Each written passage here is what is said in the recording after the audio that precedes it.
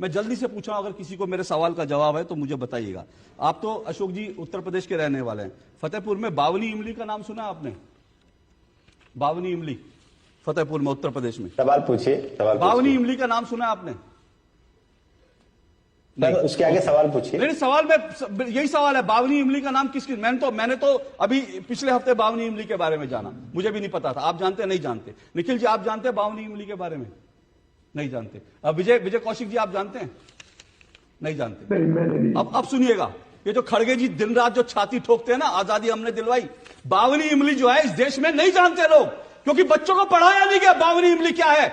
कांग्रेस का जब तक जिस सबके आवाज बंद कर दीजिए, आवाज बंद कीजिए, मुझे अपनी बात कहने दीजिए।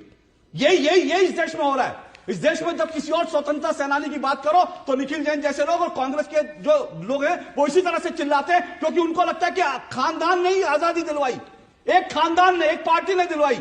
अब मैं आपको बताता हूं बावनी इमली क्या है। आपको मालूम है एक साथ 52 लोगों को 28 अप्रैल 1858, जिस वक्त कांग्रेस का जन्म भी नहीं हुआ था, अंग्रेजों ने एक साथ 52 लोगों को एक पेड़ पर लटकाकर मार दिया था। स्वतंत्रता सेनानी थे।